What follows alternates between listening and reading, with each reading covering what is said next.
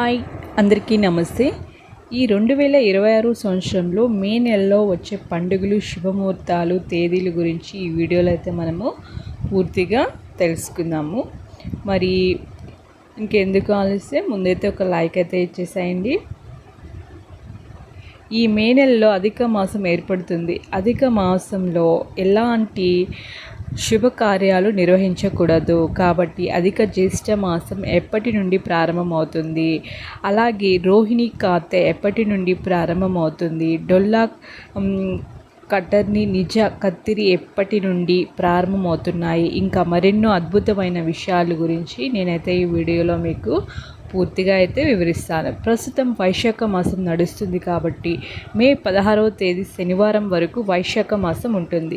ఆ తర్వాత మే 17వ తేదీ ఆదివారం నుండి అధిక జ్యేష్ఠ మాసం ప్రారంభమవుతుంది. అయితే ఈ అధిక మాసంలో పెళ్ళిళ్ళు, గృహప్రవేశాలు, నామకరణ వేడుకలు ఇలాంటి శుభకార్యాలు చేయకూడదు. అసలు అధిక మాసం అంటే ఏమిటంటే, సాధారణంగా ఒక సంవత్సరానికి 12 మాసాలు ఉంటాయి. కానీ ఈ 2026లో మాత్రమే మొత్తం 13 మాసాలు వచ్చాయి. అంటే ఒక మాసం అధికంగా ఏర్పడుతుంది కాబట్టి దీన్ని అధిక మాసం అంటారు. మే 17వ తేదీ ఆదివారం నుండి అధిక జ్యేష్ఠ మాసం ప్రారంభమయ్యి జూన్ 15 వరకు ఉంటుంది. అయితే ఈ అధిక జ్యేష్ఠ మాసంలో ఎవరైతే శ్రీ మహావిష్ణువు భక్తులతో పూజిస్తారో అలాంటి ఇళ్లలో ధనధాన్యాలకు, అష్ట ఐశ్వర్యాలకు కొరత లేకుండా ఉంటుందని స్వయంగా ఆ శ్రీ మహావిష్ణువే వరమిచ్చాడట. ఈ ఒక్క నెలలో చేసే విష్ణుమూర్తి పూజలకు 1,000,000 రెట్ల పుణ్య ఫలితం లభిస్తుందట. అయితే ఈ అధిక జ్యేష్ఠ మాసంలో పొరపాటున కూడా వివాహాలు నిర్వహించకూడదు. అలాగే శంకుస్థాపన పనులు, ఉపనయనాల, అన్నప్రాసన వేడుకలు, నూతన వ్యాపారాలు, అక్షరాభ్యాసాలు, పిల్లలకు చెవులు కుట్టించడం ఇలాంటి శుభకార్యాలు ఈ అధిక మాసంలో నిర్వహించకూడదు. ప్రతి 3 సంవత్సరాలకు ఒకసారి ఈ అధిక మాసం ఏర్పడుతుంది కాబట్టి ఈ అధిక మాసంలో రాకముందే ఏమైనా చిన్న చిన్న శుభకార్యాలు ఉంటే వెంటనే నిర్వహించుకోండి. ఈ అధిక మాసానికి అధిపతి శ్రీ మహావిష్ణువు కాబట్టి ఈ అధిక జ్యేష్ఠ మాసంలో ఒకసారి విష్ణు సహస్రనామం చదివినా సరే 1,000,000 జన్మాల పుణ్యం ఫలితం లభిస్తుంది. అలాగే ఈ అధిక మాసంలో తప్పనిసరిగా నది స్నానం చేయాలి నియమం ఉంది.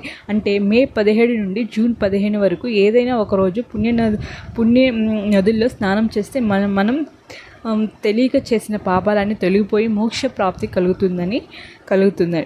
అలాగే మన శాస్త్రాల ప్రకారం ఈ అధిక జ్యేష్ఠ మాసంలో తప్పనిసరిగా బ్రాహ్మణుడికి స్వయం పాకం దానం చేయండి.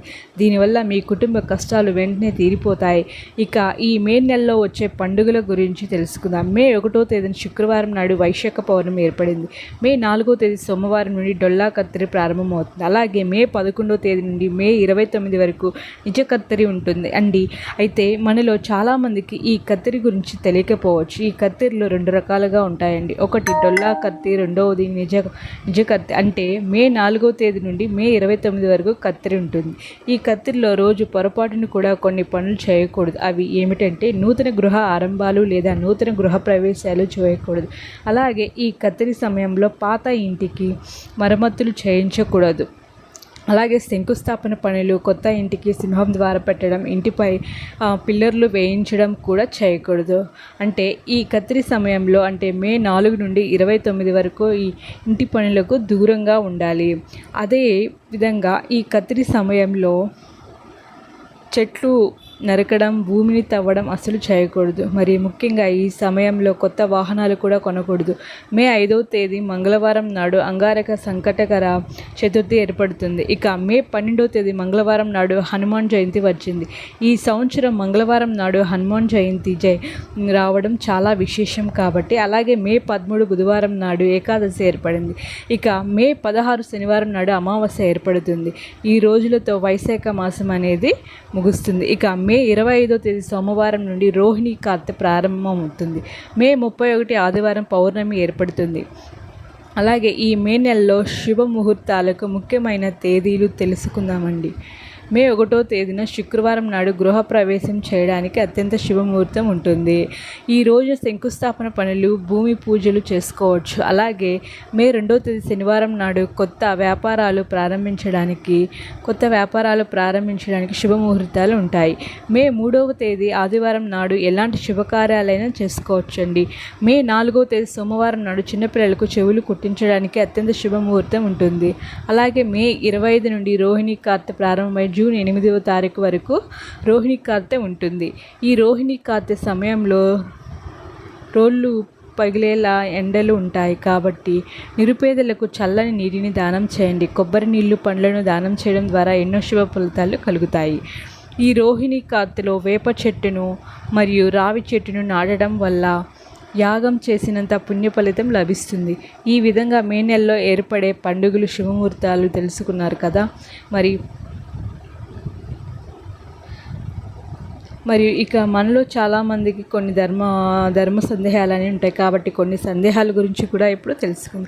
ఇంటి గుమ్మానికి ఎదురుగా చెప్పులు, చెత్తబుట్టలు ఉంటే ఇంటికి దరిద్రం అని పండితులు చెప్తున్నారు. ఎందుకంటే ఇంటి ప్రధాన ద్వారం నుండి లక్ష్మీదేవి మన ఇంట్లోకి అడుగుపెడుతుంది కాబట్టి ఇంటి ముందు చెప్పులు, చెత్తబుట్టలు ఎటువంటివి కూడా ఉండకుండా చూసుకోండి.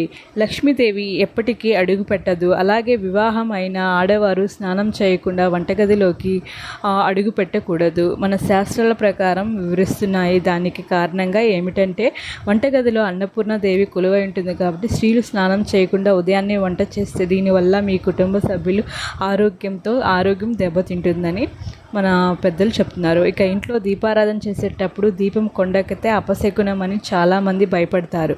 అయితే దీపం కొండెక్కితే వెంటనే ఓం నమః శివాయ అనే మంత్రాన్ని చదివి దీపానికి క్షమాపణ చెప్పి కొత్త దీపం వెలిగించండి. ఎలాంటి దోషం అనేది ఉండదు. మరియు మీకు ఎలాంటి దోషం అనేది ఉండదు.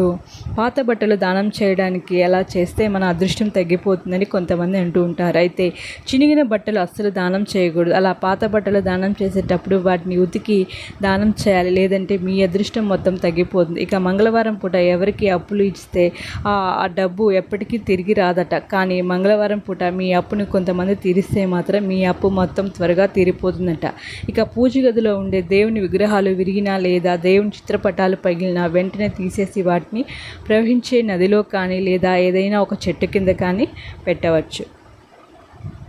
చాలామంది తులసి కోట ఎండిపోతే చాలామంది భయపడతారు. పూజించే తులసమ్మ ఎండిపోతే మీ ఇంటి